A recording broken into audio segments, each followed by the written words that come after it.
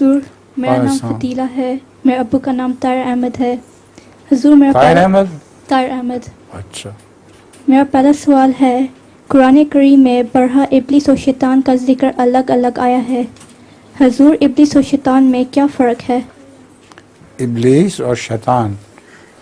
ابلیس تو اس شخص کو کہتے ہیں جو اپنے اللہ تعالیٰ کی رحمت سے مایوس ہو چکا ہو، اور ہر نبی کے زمانے میں مختلف ابلیس ہوتے ہیں.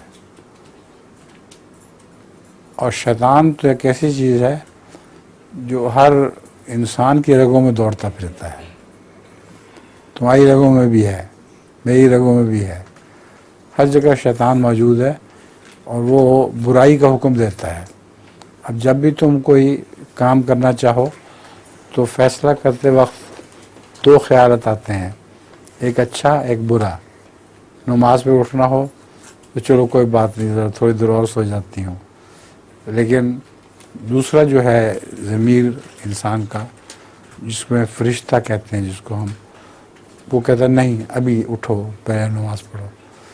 تو شیطان تو رگوں میں بھی دوڑتا پھرتا ہے. جب حضرت صلی اللہ علیہ وسلم نے یہ بات صحابہ کے سامنے بیان فرمائی تو صحابہ میں سے کسی نے پوچھا کہ یا رسول اللہ آپ کی رگوں میں بھی شیطان؟